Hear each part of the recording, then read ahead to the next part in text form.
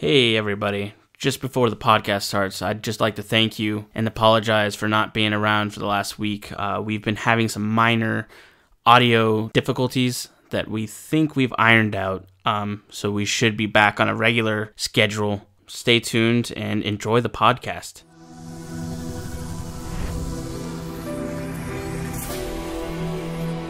Hello again, and welcome back to the Atlas Nova podcast. My name is Evan. Hey guys, it's Robert. And today we have a special episode for you. We're going to review two games, two highly anticipated games, and most of the opinions are going to come from Robert because he played both of them. Hey! Yeah. So, which game do you want to start with, good sir? I was going to say, so let's start with Resident Evil since it came out first. Yeah, let's do that. So, Resident Evil 2 is, it's a remake of obviously the older one, and they changed it up a little bit. They changed how the zombies spawn, how they interact with some of the stuff. As far as like story, the story's changed a little bit. But yeah, I enjoyed it. I beat the hell out of it. We beat it with Claire first, and then Leon, and then I think we did that. Claire's took I think like 8 hours. And then Leon's took about like 6 hours. So it wasn't very long. I honestly can't remember if Resident Evil games were very long to begin with. Once you kind of know the mechanics and you know the puzzles, they generally don't last very long. Yeah, not really. Like, I think you can beat number 7, like not speedrunning it, but you could easily beat it in under 4 hours. Okay. Yeah, so, I guess kind of a little minor complaint. I feel like when you play it on the harder difficulty, which is considered the B, so there's easy, normal, and like hardcore or whatever. And then there's like an A story and a B story. For both Claire and Leon, right? Yep. And I guess the way B story works is it's like you go through the game in a different perspective where there's certain things the first game kind of talked about, like Leon going through the courtyard. And now in the B story, you're actually going through the courtyard. Oh, okay. And you're actually talking to Claire and stuff like that. So some of that changed. The game is, I thought, pretty well done. I enjoyed the hell out of it. I played it with my girlfriend and her brother. And the game is super intense. Towards, I want to say like 30, maybe 40% in the game, you run into Tyrant or Mr. X or I don't know. The Fedora Avenger. I'm going to call him Inspector Gadget. Inspector Gadget. So you run into Inspector Gadget and it is terrifying. Yeah. You streamed a little bit of it. You didn't get to Mr. X yet, but I had another friend who said, I'm currently in the B story for Claire. And Mr. X is easily the most terrifying thing in this series still. It is so... Oh, God. It's terrible. It fucks with you so much. You're just sitting there and you're just like, he's coming. Oh, God, he's coming. Oh, God. There are some rooms that he can't go in. So, like, you can kind of, like, hide out. It's kind of a wash sometimes because he might just be right there in that hallway. But it's terrifying because you hear the thuds of his boots and you hear him opening doors. Oh, no. Like, yeah, so, like, you'll hear the door open, and you'll hear him walk in, and then it'll go silent. Like, he just walks in and stops and, like, is looking around. Jeez. And then, like, a second later, you hear him open the door again and walk out of that room, and you're like, fuck, where is he? So, yeah, man, that definitely made the game unplayable, but in a good way, because you're just like, this is really intense, and my anxiety this isn't helping. So, yeah, that was really cool. The graphics-wise, it looked good. I know a lot of people were, like, just beating off, and they're just like, oh, this is so great. It looks amazing. And I was... Some of it... To be fair, I didn't run it in max settings, but I did run it on, like, a mixture of, like, high, and I think I had to turn down some things, but... yeah, it looked good. It wasn't this, like, crisis masterpiece. The conserving ammo thing is still there, though... When we played as Leon, we got to the ending where we fight the final boss, and we were fucked. Really? Yeah, like, well hold on. So, we had, like, no ammo. We had maybe, like, a first aid spray and maybe, like, a green herb. And I was like, I'm sorry. Let me give you some context. So I've already been playing through Claire's story. I played enough of it. Giselle's brother Anthony was playing Leon's story because I was like, I already played my fair share, and let's all play together and let's play something new. He already played like an hour of it, but so we start playing. He plays majority of it, and yeah, so he burns through a lot of like his ammo and medicine, I guess, and he leaves. He goes back home, back to Vegas, and there's still like 20% of the game left. And I was like, fuck it, I'll finish it. And I was like, this is going to be really hard because he has no ammo and he has no like green herbs. Well, when you get to that final boss room, dude, there's like ammo all over the place. There's fucking like, there's like 3 healing items. Really? And I was just like, well, I can totally beat this now because the game kind of just like holds your hand. So the conserving ammo thing is definitely there throughout the game, but if you like don't make it with anything like at the end, the game will kind of be like, "We got you, buddy." Which I could see. So do you think they populated the last area with all of those because the game knew that you didn't have the resources? I don't think so. I think they're just there because when I did it with Claire, all that stuff was there, and like I did a lot better. But I also when I play the game. I know this is kind of whatever, but when I play the game, if I do an area really shitty, I'll go back and redo it. Okay. And then I'll reload that last save and I'll run through it until like it looks a lot cleaner and I'm not wasting 6 herbs and like 30 bullets on stupid shit that I shouldn't have. Right. And then I'll save it then and be like, okay, I'm content with that run. Let's keep it and keep going. Okay. So I had a lot of stuff left over, and yeah, they still gave me a lot of that ammo and medicine, and I was just like, dude, this is fucking easy. But throughout the game, you definitely feel the ammo thing. There's some times, especially in the B story with Leon, when I first played through with Claire, I was able to just kill all the zombies, and it wasn't a huge deal, because I was like, sometimes it takes like 7 shots. I think you watched a little bit of that, and I was just like, dude, these fuckers aren't dying.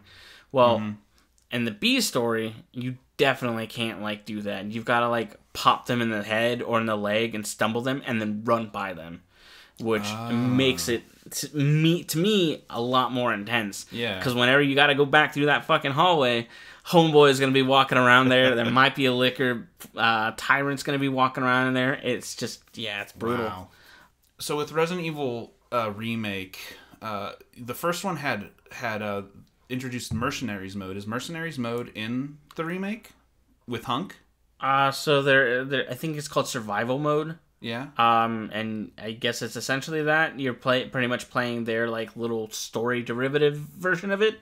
And you're trying to get to wherever you need to. Okay. So that is in there.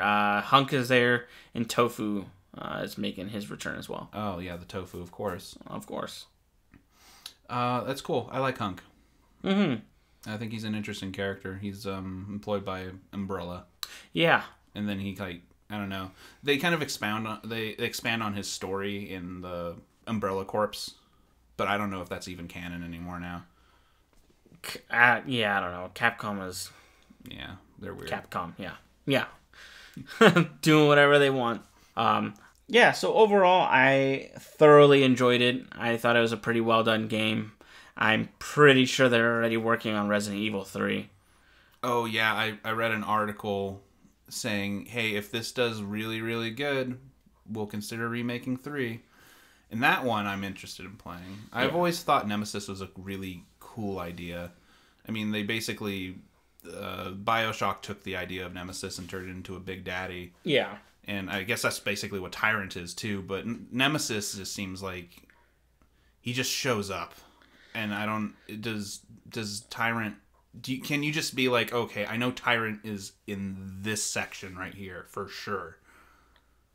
No? Okay. So, no. Yeah. So I guess there's really... They're the same thing, basically. Yeah, I was going to say, so they definitely make him do like Houdini bullshit moves where you're like, I know he's in the main hall. I'll run the other way. And then you'll be running down that hallway. And then like ahead of you, you hear...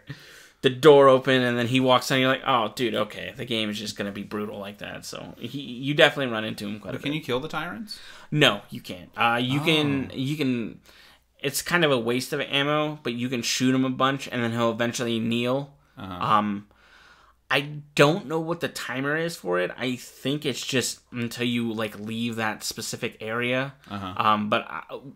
So we knocked him down, and we just sat there and looked at him for a little bit, and he doesn't get up. He like there's a good timer for you to just bolt. He's just taking a knee. Yeah, he's taking a knee. How patriotic. Yeah. Tyrant's doing it. He's a patriot, that tyrant. Yeah. So, yeah, I really enjoyed the game. I thought it was awesome. I was going to play through it some more and finish it in the B story, but the next topic that we have is Kingdom Hearts 3 came out. And, yeah, that's one that I've been personally waiting for I think it's like 13 years or whatever. I don't know. It's a good game. If you were to put a gun to my head and go 1 to 10, how good was it? I'd probably be like 8, like maybe like a low 8 out of 10. I don't know if it's because it's the hype and it's kind of like like what Half-Life 3 would be. It's just, if that came out this year, it's not going to meet your expectations. Well, I just from talking to you before the podcast, I likened it to Final Fantasy 15, where it's good, but it's not worth the time that it took to develop it. Exactly. So I think a lot of that issue came from, I know that the directors changed for Final Fantasy 15. And I know Tetsuya Nomura, the director for Kingdom Hearts 3, was originally working on Final Fantasy 15 until he was replaced for whatever reason. So I feel like that could be something. And then he was also working on the Final Fantasy 7 remake. Yeah, maybe I think maybe they pulled him just to work on Final Fantasy remake. Yeah. 7 remake. And then, well, because I think the game got to a certain point. Kingdom Hearts 3 got to a certain point where he was just like, okay, everything's pretty much done. Now I can go over here and do FF7 bullshit. Okay. But yeah, so I don't know if it's because I had high expectations, but some of it just wasn't shining. A lot of the aspects of the game weren't amazing to me. I've got a long list here, so I'll kind of go through it. 100 Acre Wood, to be fair, I didn't like it to begin with. It's Winnie the Pooh. They usually have like little mini games in Winnie the Pooh's world, or it's a book. You own a book, and then you have to like recover pages or whatever. Okay. And they have mini games that you do. The mini games in the first 2 games were a lot more involved and more they're a lot more interesting, I guess. Like with Tigger, you got to do like a bouncing game. With a Pooh, you've got to like collect honey, and you're like on a balloon and you're floating through the sky. I think there's another one with like Roo, where you're doing another bouncing thing. Then you've got to like look through a cave for all of them. It was a lot more intricate and interesting than what they had in this one. For this one, it was like that like bubble game where you shoot the like colored bubbles. Oh, Bobble Bobble? Yeah, it was like Bobble Bobble, but with fruits. I think Bobble Bobble is different, but they have the same characters. Yeah. But we know what you're talking about. Yeah, so essentially that was the mini games for Winnie the Pooh. There was one for like flowers, and then there was another one for fruits, and they were essentially just really easy. Imagine if Bobble Bobble, you could shoot just like a row of 6 of the same color, and it just gives it to you. So you could do that. Okay.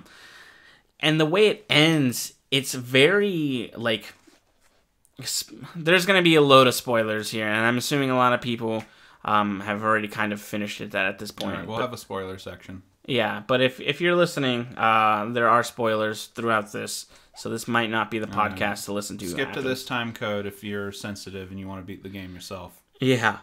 So once you beat it, Pooh starts talking about how like there's not a connection, and Sora, the main character, is like, yeah, I don't have a connection, or the connection with you isn't as strong, but I'll definitely come back, like whatever, and that just dies on the vine. You don't ever go back. The world is done, which is kind of cool because I didn't really like it to begin with, but at the same time I was like, alright, I didn't like doing it, but you can tell that there's some quality stuff in there. And there's the mini games, which were kind of a pain in the ass, but they were fun little mini games once you got it. So that was kind of weird to me. I definitely like the magic. That's kind of going back to like how Kingdom Hearts 3 and FF15, I feel like they're working in parallel with magic because they look very similar. I'm sure there will be someone who eventually does it, but like a side-by-side of you casting certain spells. And they look pretty identical. I did appreciate that the magic, you can pick, there's 3 levels per spell, and you can use level 1, 2, or 3. Right. So you're not stuck using... That sounds like a Final Fantasy move. Yeah, so you're not stuck to using, like, the high MP cost magic. You can go, well, I don't really like magic, and I just use it to keep them away. Right. Perfect. You can do that. The gummy ship... I enjoyed the gummy ship. I made a couple of my ships just like fucking around. You can make really stupid like little ships. I did that, and that was fun to watch my little ship kick ass and then get blown up in one hit and make like glass cannon ones. So that was really cool. I enjoyed that. Secret bosses. So there's in Kingdom Hearts 1, I'm pretty sure it's 1 now that I think about it. There's like 4 or 6 secret bosses. There's like Sephiroth, there's one in Never Ending Story, there's one in Aladdin's world, and I guess there's a couple more in the Colosseum. And this one, in Kingdom Hearts 3, there's 2. And one doesn't really count, but it's a gummy ship, so a lot of people probably aren't going to do it. There's one secret boss, really. And it wasn't that hard. And it wasn't, like, it didn't, maybe I'm not familiar with Kingdom Hearts lore, maybe I just didn't get it, but he didn't really have any like tie-in. He was just some heartless character who just looked kind of cool, and he was kind of difficult sometimes, but not really. Yeah, and that was another thing. Overall, the game difficulty on Proud Mode, not hard at all. I beat the game at like level 40, max is 99, or I'm sorry, like level 52, I think. And I didn't have to grind through anything like in the first 2 games. I didn't have to like go get better gear or like accessories or equipment. I just kind of blazed through the game.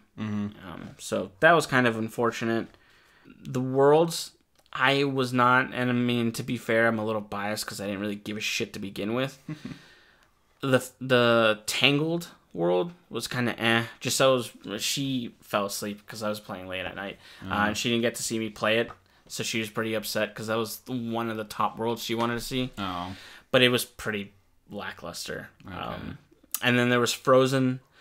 Frozen, I felt like had a lot of emphasis. Like, it definitely did. When Frozen came out and they knew that they could introduce Frozen into this game, they were like, we need to fucking do it great and we need to do a lot. There's a couple of the songs from the fucking movie that are in the game. Okay. And I'd never seen the movie, but Giselle was like, that's like scene by scene. They just put it in the game, and I was like, are you fucking kidding me? Well, watching you play, going back a little bit, like the first area that you do is like the Hercules area, right? Yeah.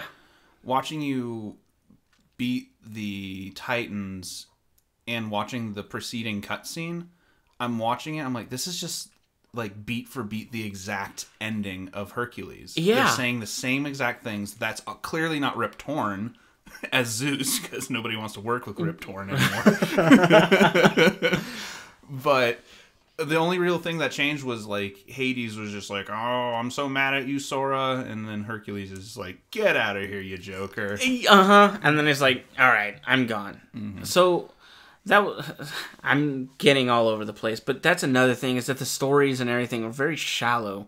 There wasn't enough depth. They didn't have enough character involvement, and development as well. Like, the stories don't really go anywhere. It's kind of like your generic, like, he's a bad guy, and he's doing bad guy things, and we beat him, and we told him to get out of here. And that's pretty much all of them. Right. And then you brought it up.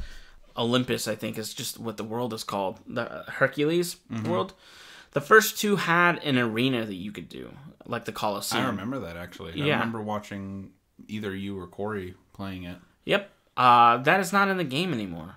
So I feel that was really weird to kind of omit that, because that was kind of one of like where the challenge came from, at least to me.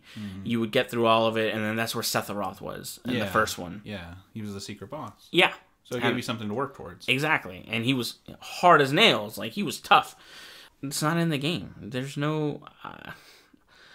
maybe there's like a secret area or something like that where you find it, but I didn't see anything like that. I went back to collect the like hidden Mickeys, and I didn't see anything like that. So if I'm wrong, then I apologize, and I'm just a big dummy. But I went back and looked and talked to Herc, and yeah, there's nothing like that. And another really weird thing was Phil, the fucking little Danny DeVito. Yeah, he doesn't have a voice actor. So Phil, Megara, and Hercules are kind of all like in a same cutscene, and then like ask Phil or say something to Phil, and he just kind of like shrugs and gives like a like dirty look and doesn't say anything. And to me, that's really weird, because it's like you couldn't have found anybody that just sounded like Danny DeVito. Yeah, and even if it didn't sound like him, you couldn't have just put a fucking voice to it. Like this, to me, that was weird. Yeah. Yeah, so that was spent interesting. all their money on James Woods. Probably. They were just like, no, we can't. Because I know they're not paying top dollar for Haley Joel Osment. No, Homeboy's been in it. He's in it for life. Yeah. Good for him, though. Yeah. Yeah, so going back to Frozen, I didn't like that they had the two songs. I already kind of not interested in the movie anyways. And I think that was kind of a waste of a world. But this is coming from the person that thinks there should be more of an emphasis on Final Fantasy worlds. And maybe we could have done that and thrown some Final Fantasy worlds instead of like Tangled and Frozen. Yeah. But that didn't come to fruition. I feel like a lot of diehard fans just don't care about the Final Fantasy stuff. But when the first one came out, it was marketed as a Final Fantasy cross Disney game. Yeah. And they've just slowly worked out. You were telling me there's no Final Fantasy characters whatsoever. There's like when you're in your gummy ship, there's constellations that are references to some of the bosses and some of the summons, I assume, from Final Fantasy, but that's really about it, right? And then I was to say, and I don't count it. It was a little cool Easter egg. But in Toy Box, the Toy Story world, you go to the toy store. And on the second floor, there's like a game shop or like an action figure shop. And one of the sections is a section for Final Fantasy Dissidia.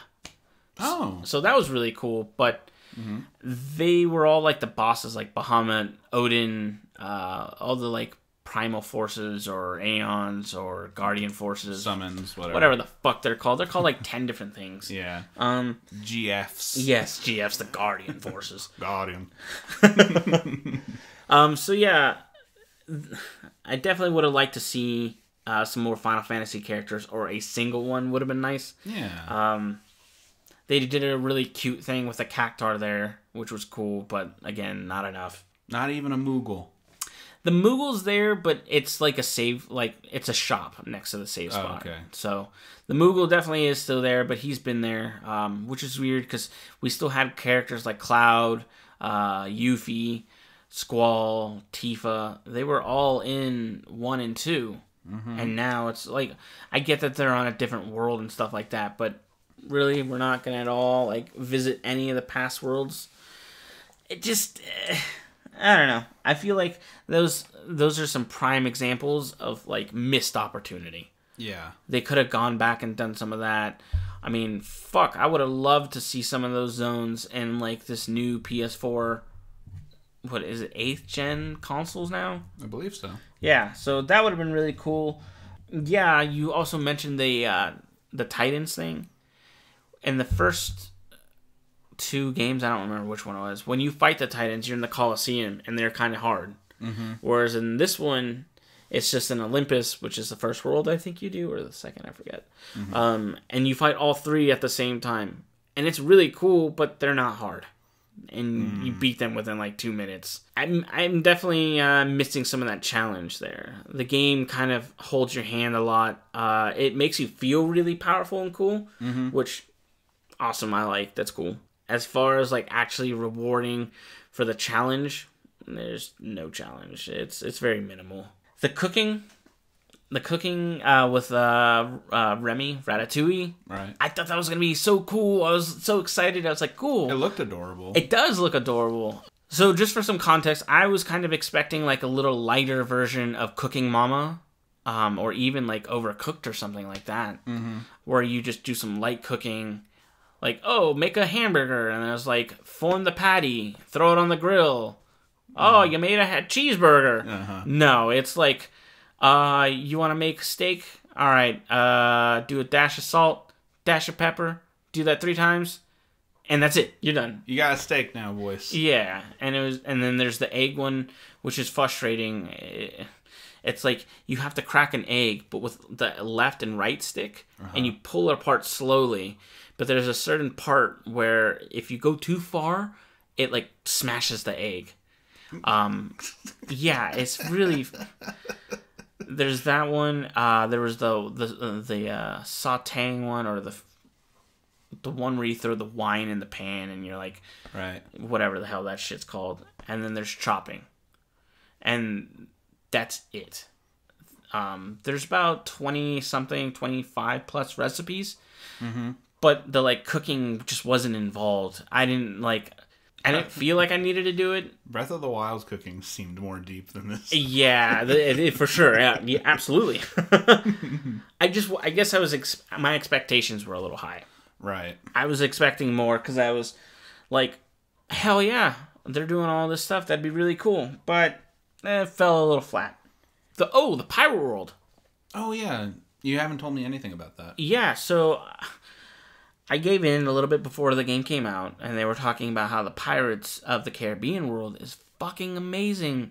They were like, you get your own ship, and you get to like upgrade it, and you go around little islands, and you can like go through the water, and there's treasure and stuff like you can get.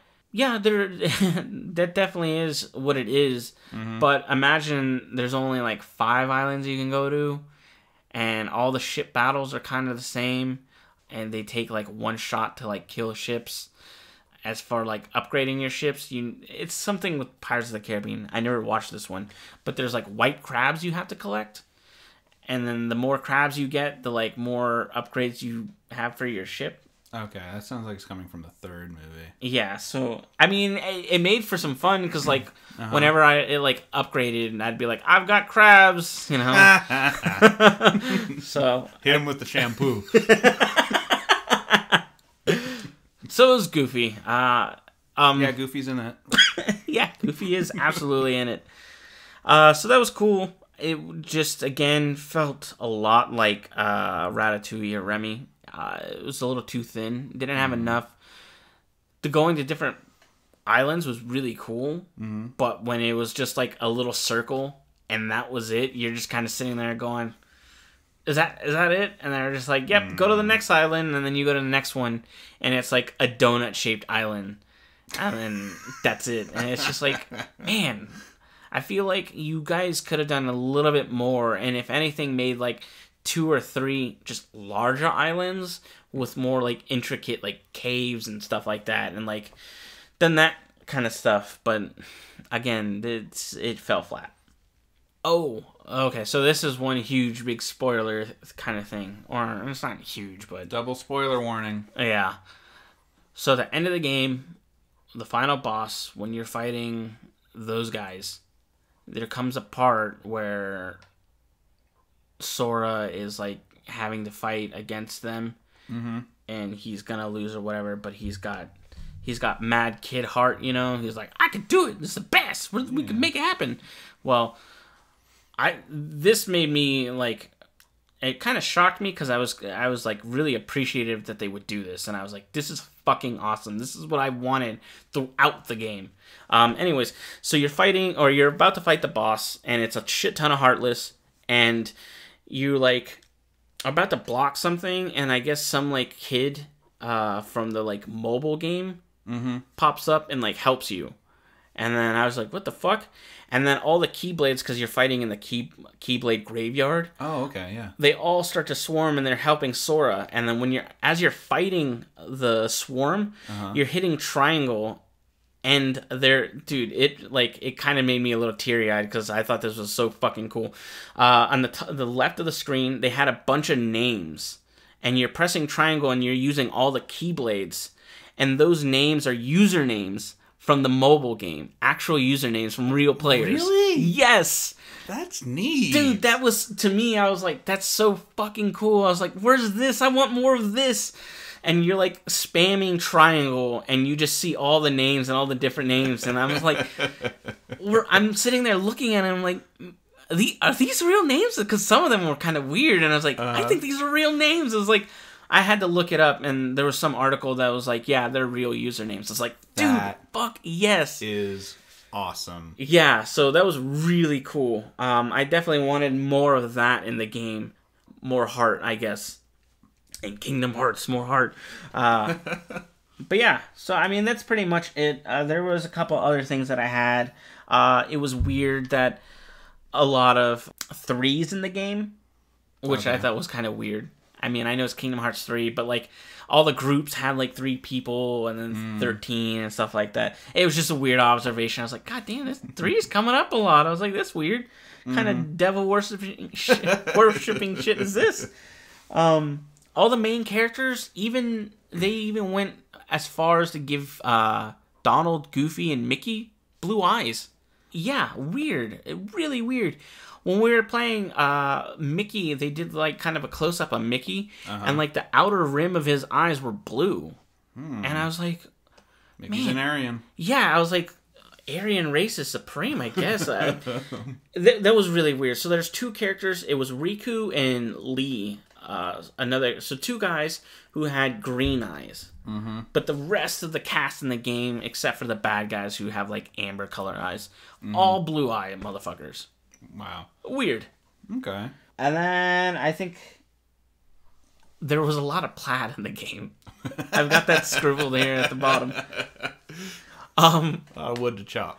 Yeah, so like every character, or not every character, there's Riku, Kairi, Sora, and there's, oh my god. Is plaids the new zippers and belts? Yeah, it definitely was, because Yensid, the wizard, was like, I've got some new garbs for you, and they're better. And I was like, oh, cool. I was like, all right, cool, new outfit. And it was just all plaid. There's like little plaid accents everywhere, and everybody. I was like, what the fuck? Yes, I didn't know you were a hipster. So, yeah, overall, I have to say I did put in like... Plaid overalls? Yeah, plaid. Oh, God. No, there's no plaid overalls. Oh, my God. I'm sorry. Go on. Plaid overalls? Stupid joke, but it's okay. We're gonna make that a thing. Okay. We're gonna start a store page. We're just gonna sell plaid overalls. That's gonna be our like top seller. We're like, Jesus. Yes. Overall, I enjoyed the game. I put about 50 hours into it. I played the first 2, the remix edition, like a month before this game came out. I was hyped, super excited. It just did not live to my expectations, which was unfortunate. Obviously, for the laundry list of stuff that I had, it's still a good game. It's a solid game. I would say look into it because it is really fun.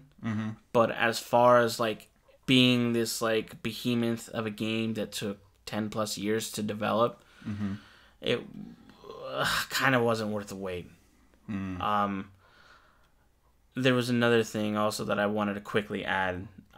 Apparently, there's like this weird game called Verum Rex inside of the game that people are... I don't know if it's confirmed, but people have mentioned... the theory is that Tetsuya Nomura, that's what he wanted FF15 to make, or it to be like, because he got removed as the director.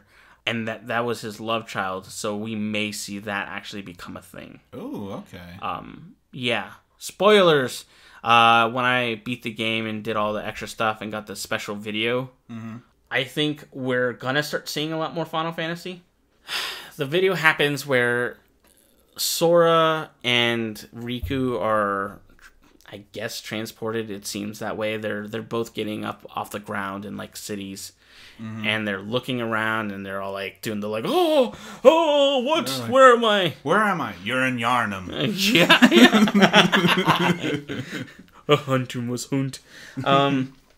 So yeah, they do that, and then so there's the theory is Sora is in The World Ends With You location, the Square Enix game with the beats, the kid with the headphones. Really? Yeah. I know that game. Yeah. I played that game. You know what I'm talking about. Yes. And then Riku is in Final Fantasy 15's Insomnia world. Really? They do look like it. So the layout for The World Ends With You, I guess people are already doing side-by-side comparisons, and it's like, yeah, he's definitely there. The Final Fantasy 15 one, the buildings that were kind of featured in 15 are definitely pretty similar. Yeah.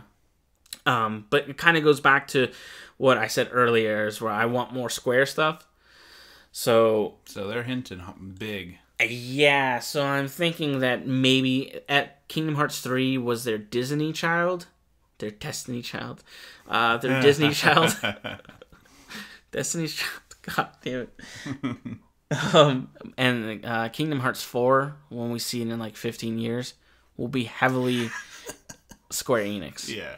So it's something to look forward to, but at the same time, it's like, fuck, am I going to care? Like, this was kind of it. I was kind of like, eh. All right, I'm done. So, right. It's the end of a trilogy. Yeah, exactly. It's an end of an era. It felt really weird that they added some modern stuff, like the gummy phone thing was really weird, and I didn't necessarily feel tacked on, but it definitely like. It's called the gummy phone. I thought they called it the dummy phone. No, that was the gummy phone. They're like, Goofy showed him how to use the dummy phone. He's like, I'm too stupid to even do that. Just like, oh god. Yeah, so that's there. I don't know what the phrase or the word would be for right past tacked on, because it doesn't. It's not tacked on, but it's like it was a weird choice. Okay, we'll see. I don't know how to feel, because I'm like, damn it, the fourth one looks like it's going to be more Square centered, and that's what I want to see. But at the same time, this one kind of took the wind out of the sail for me. And I was just kind of ready, like, all right, I'm done. Right. Well, I mean, everybody was done with God of War 3 when that came out. We didn't know we were going to get another one. And that one, when it came out, was amazing. That's true. That's very true. So if they reboot the series, but in Final Fantasy World, opposed to Disney World, that might be pretty freaking cool. Yeah, that's a really good point. I'm thinking what they'll do is, if they go that route, I think it'd be really cool to see all the Square Enix IPs. Yes. So, I mean, The World Ends With You, or the Final Fantasy games. We've got Bravely Default was another Legend one. of Dragoon! Who said that? Who said that? Who's here? I'm sure we'll see an Easter egg for that, but I don't know if that'll even be a thing. But man, imagine if it was. That'd be awesome. You know what I'd also like to see? It's not going to happen because it's Nintendo, but maybe a little RPG. Super Mario RPG, Tale of the Seven Stars, or whatever it's called. That'd be cool. Yeah. Man, that'd be awesome. Yeah. So a lot of possibilities. Again, this is just a theory. Theories and speculation, but I think that would be really cool. So that's kind of dragging me back in, but at the same time, I'm just kind of like, no. And I'm just like, all right, well, maybe one more key bump won't hurt. Well, you know, if they put it in some like really cool Final Fantasy like Square Enix title areas, I might even consider playing it. Yeah, exactly. And like you said, if they go the whole trilogy kind of way and they decide to make a reboot of Kingdom Hearts, soft reboot it. Yeah, soft reboot it, and it's all specifically in that, dude. Okay, I'm cool with it. Yeah, you get to fight all like the bosses or something from Final Fantasy games, like Ultimecia and stuff like that. Find a magic lamp. You're like, oh, is Genie in here? No, it's Bahamut. He's gonna mess your day up. Rub it 3 times. Yeah. You don't get wishes. You just get death. But yeah, so that's something to look forward to. Unfortunately, with their track record, I'm assuming it's not going to be anytime soon. Yeah. Because Final Fantasy 15 took forever. Mm-hmm. Kingdom Hearts 3 took forever. Dragon Quest, I think, is their IP as well. Has been taken forever. Yeah, and then of course they're still working on the Final Fantasy VII remake, which has been scrapped and then rebuilt. Yeah, so for me, that sounds like the system that they wanted to initially go with didn't work. Because I may be wrong, but I don't think Final Fantasy 15 did as well as they wanted it to do. No, it didn't. Okay, so I think when they saw that and they were trying to make FF7 like that, they were just like, ooh, well, people aren't gravitating to it as much as we thought. Well, even from the initial Final Fantasy VII videos for the remake that they scrapped, it looked like Kingdom Hearts. Yeah. To me. At least from the battle system. Oh, absolutely. The battle system was like, it was just like, okay, so you guys are definitely making it like that. Mm-hmm. And they're like, nah, we scrapped it. It didn't do too good. It's just like, okay. Wow. So we'll see. I don't know when that's going to come around. Okay. Because that'll probably be another X amount of years. And I know Tetsuya Nomura is spearheading that project. Awesome. So if he's working on that, and that's not anywhere being done, that means Kingdom Hearts 3 isn't, or 4 isn't going to be started. Oh, yeah. They're gonna let the lava cool on that. We need to let the earth cool. Exactly. Before repopulating it. I would really like to see it within like 5 years. But I don't think so, man. Yeah, maybe we'll hear something within the next 4 or 5 years. Yeah. That we're thinking about it. We may have started. But, yeah. Okay, well, great reviews from a great man. It was a little bit more ranty, and I apologize. I did have fun with both games. I played a lot of hours, so, yeah. Okay, well, in that case, let's wrap up the podcast.